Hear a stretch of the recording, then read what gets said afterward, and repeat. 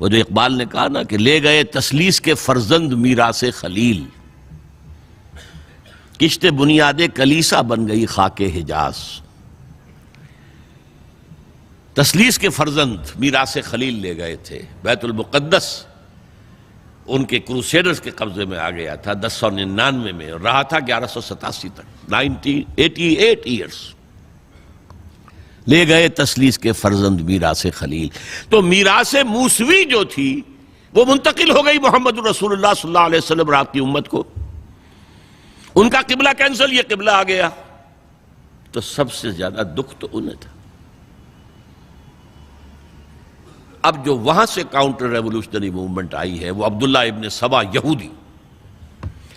بعض لوگ آج یہ بھی کہہ دیتے ہیں کہ یہ تو ایک ایسی ہی افسانوی شخصیت ہے، کوئی اس کا وجود ہی نہیں تھا، بڑی زیادتی کرتے ہیں، خاص طور پر ہمارے بعض اہل تشیع یہ کہتے ہیں، حالانکہ ان کی کتابوں کے اندر درج ہے کہ حضرت علی نے عبداللہ ابن سبا اس کے 40 ساتھیوں کو آگ میں زندہ جلوایا۔ رجال کشی کے اندر دیکھ لیجئے لکھا ہوا موجود ہے۔ لیکن چونکہ کچھ لوگوں نے شیعیت کے لیے لفظ سبائیت استعمال کرنا شروع کر دیا، اس لیے وہ ڈیفنس میں کہتے نہیں سبا تو یہ تو افسانوی شخصیت ہے، سبا کوئی تھا ہی نہیں عبداللہ ابن سبا۔ نہیں، عبداللہ ابن سبا ایک شخص تھا یہودی، وہ اسلام کا لبادہ اوڑھ کر آ گیا دارالاسلام میں، حضرت عثمان رضی اللہ تعالیٰ عنہ کا عہد۔ اور ایک مغالطہ میں چاہتا ہوں کہ ان دی فرسٹ انسٹنس دفع کر دوں۔ عام طور پر اتنی غلط طریقے سے تاریخ بیان ہوئی ہے کہ حضرت عثمان کے عہد خلافت کو سمجھتے ہیں پورا کا پورا عہد خلافت غالباً فتنوں ہی کے اندر تھا اور اختلافات ہی تھے اور خانہ جنگ۔ معاذ اللہ، ایسا نہیں تھا۔ طویل ترین دور جو ہے دور خلافت حضرت عثمان کا ہے، 12 سال۔ حضرت ابوبکر کے 2.5 سال، حضرت عمر کے 10 سال، دونوں کو جمع کریں گے تو عثمان کا، اور اس میں 10 سال بالکل اسی شان کے ہیں جو حضرت عمر کے خلافت کے شان ہے، کوئی اختلاف نہیں۔ اور فتوحات کا دائرہ بڑھتا چلا جا رہا ہے، تھمتا نہ تھا کس چیز سے سیل رواں ہمارا۔ اس کے آخری ایام میں یہ شخص آیا اور اس نے ایک تو یہ کیا کہ پرانی جو قبائلی عصبیت تھی اس کو زندہ کیا۔ خلافت تو بنو ہاشم کا حق ہے، محمد ہاشمی تھے صلی اللہ علیہ وسلم۔ ہاؤ کم یہ ایک بنو امیہ کا شخص کیسے بیٹھا ہے؟ دیکھیے اس شخص نے کتنا انتظار کیا۔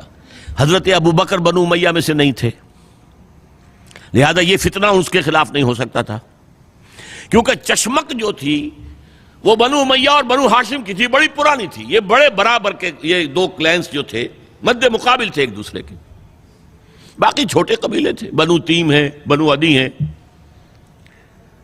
لیکن مقابلہ تھا بنو امیہ اور بنو ہاشم کا۔ حضرت ابوبکر بنو تیم میں سے، حضرت عمر بنو عدی میں سے، بنو امیہ میں سے حضرت عثمان۔ اب اس کو موقع ملا، اب آیا یہ اموی، یہ بن گیا۔ یہ سب غاصب ہیں، ابوبکر بھی، عمر بھی، عثمان بھی۔ خلافت پہلے دن سے علی کی ہے اور اس کو ملنی چاہیے۔ اس سے آگے بڑھ کر، اور علی تو خدا ہے، انکارنیٹ، گاڈ انکارنیٹ، یہ اس کا عقیدہ جو اس نے پھیلایا۔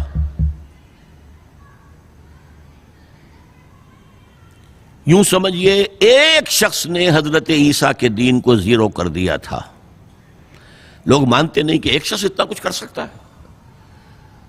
یہودی اور سازشی ذہن، ان کی صلاحیت اور ذہانت۔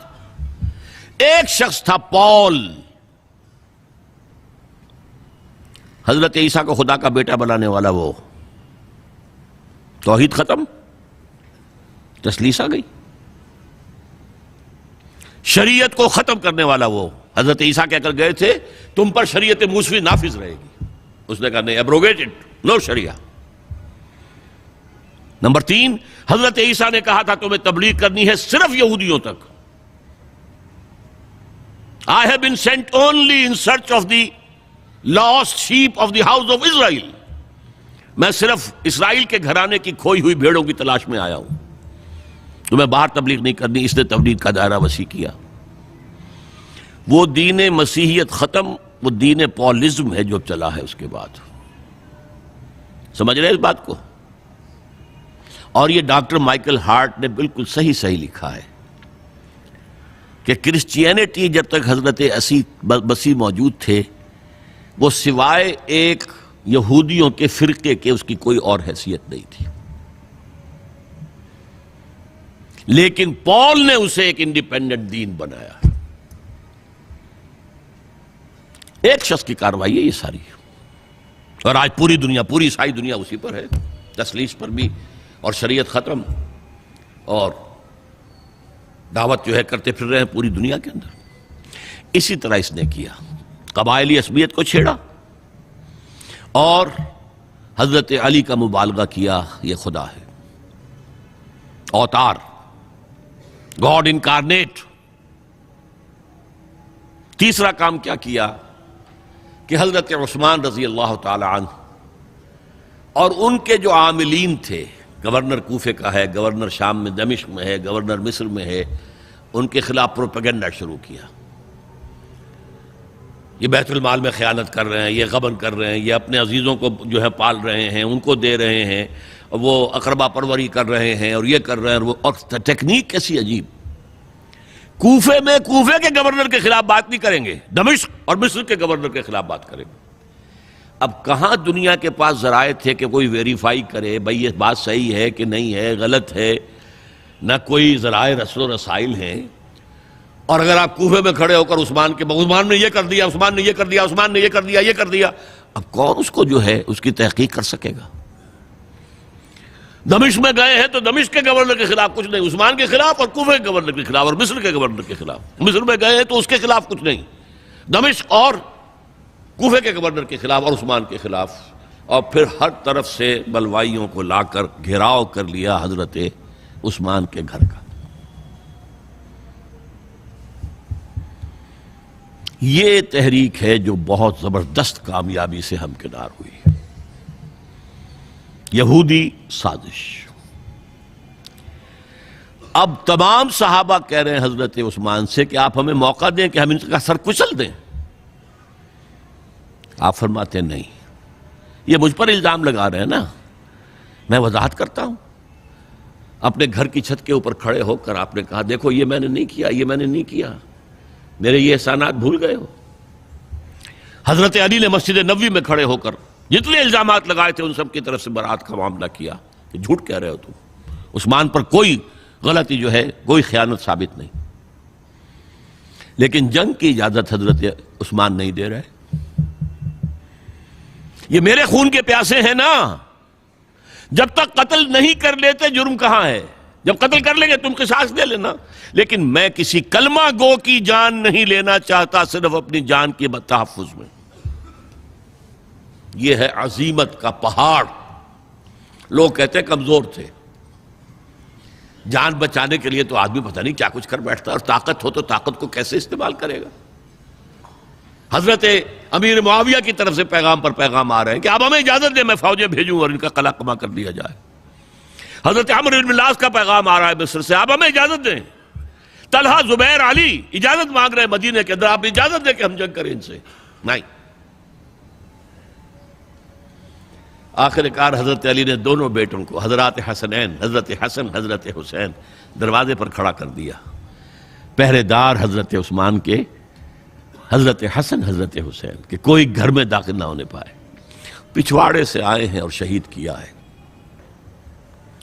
میرے نزدیک تاریخ کی مظلوم ترین شہادت بمانی مقتول فی سبیل اللہ وہ حضرت عثمان ہے. بلکہ میں جرات کر رہا ہوں ذرا، آپ کو معلوم ہے علامہ اقبال سے مجھے کتنا تعلق قلبی ہے. میں نے ان کے ایک شعر میں ترمیم کی ہے، میں سمجھتا ہوں انہوں نے صحیح نہیں کہا. غریب و سادہ اور رنگی ہے داستان حرم، نہایت اس کی حسین ابتدا ہے اسماعیل. حضرت اسماعیل کو اللہ تعالیٰ کے حکم سے حضرت ابراہیم ذبح کر رہے تھے نا، اور حضرت حسین ذبح کر دیے گئے. تو گویا کہ ابتدا جس کی ہوئی تھی حضرت اسماعیل سے، اس کی انتہا حسین پر ہوئی۔ میں کہتا ہوں بالکل غلط۔ ان کو ذبح کر رہا تھا خلیل اللہ، اور ان کو قتل کر رہے ہیں یزیدی اور زیادی اور کوفی۔ کوئی تقابل ہے؟ وہ قتل نہیں ہوئے، یہ قتل ہو گئے۔ انہوں نے پیشانی خود رکھ دی۔ یہاں تو حضرت عثمان لڑتے ہوئے، حضرت حسین لڑتے ہوئے شہید ہوئے۔ کون سی چیز مشترک ہے؟ ایک مصرے میں جمع کر دیا ہے، صنعت لفظی تو آپ کہتے ہیں اس کو، لیکن کیا مشترک کیا چیز ہے؟ اور میں نے امید ہے علامہ اقبال سے ملاقات ہوگی اگر آخرت میں، تو وہ میری اس بات کو تسلیم کریں گے۔ میں نے اس شعر کا دوسرا جو مصرع ہے بدلا ہے، نہایت اس کی ہے عثمان، ابتدا حابیل۔ حابیل جنہوں نے کہا تھا بھائی جان آپ مجھے قتل کرنے کے لیے ہاتھ اٹھائیں گے تو میں اپنا ہاتھ نہیں اٹھاؤں گا آپ کو قتل کرنے کے لیے۔ عثمان نے کہا کہ میں نہیں کسی کو قتل کروں گا، کسی کلمہ گو کو، جو مجھے قتل کر دیں گے پھر ان سے قصاص لے لیں۔ عثمان کے پاس لاکھوں کی فوجیں، سٹینڈنگ آرمیز، پھر بھی انہوں نے اپنی جان دے دی۔ حضرت حسین بہرحال جتنے بھی افراد تھے بہادری سے، شجاعت سے لڑتے ہوئے شہید ہوئے، اس میں کوئی شک نہیں، لیکن لڑتے ہوئے شہید ہوئے نا۔ حابیل کی طرح یہ تو نہیں کہا کہ تم مجھے کرتے ہو تو کر دو، میں تو تمہیں قتل نہیں کروں گا، نہیں۔ بہرحال یہ جو تھا فتنہ، اس کو کہا ہے اور اس کو کتاب میں لکھا گیا، باقاعدہ ایک تصنیف ہے، الفتنۃ الکبریٰ، عظیم ترین فتنہ، حضرت عثمان کی شہادت۔ اس وقت عبداللہ ابن سلام رضی اللہ تعالی عنہ ایک یہودی عالم دین تھے جو اسلام لے آئے تھے، انہوں نے کہا تھا لوگو ڈرو، عثمان کے خون کا نہ بہانا۔ میں جانتا ہوں تاریخ بنی اسرائیل کی، اگر کبھی کوئی نبی جو ہے اگر شہید کیا گیا تو 70,000 آدمی اس کے بعد مارے گئے اللہ تعالیٰ کی طرف سے، اور نبی کا اگر کوئی خلیفہ قتل کیا گیا تو 35,000 آدمی مارا گیا ہے۔ تو اگر تم نے عثمان کو قتل کر دیا تو یہ خون کے دریا جو ہیں پھر آ جائیں گے امت کے اندر، باز آ جاؤ، خدا کے لیے باز آ جاؤ۔ لیکن نہیں، بہرحال حضرت علی رضی اللہ تعالی عنہ نے بلایا عبداللہ ابن سبا کو اپنے ہاں۔ تم کہتے ہو کہ میں خدا ہوں؟ ہاں آپ خدا ہیں۔ توبہ کرتے ہو کہ نہیں؟ نہیں۔ میں تمہیں زندہ جلا دوں گا، جلا دو، تم خدا ہو، ہماری آزمائش کر رہے ہو۔ حضرت علی نے عبداللہ ابن سبا کو 40 ساتھیوں سمیت زندہ جلوایا، اور یہ سارا کچھ معاملہ جو ہے یہ میں نے آپ کو بتایا اہل تشیع کی کتابوں میں موجود ہے۔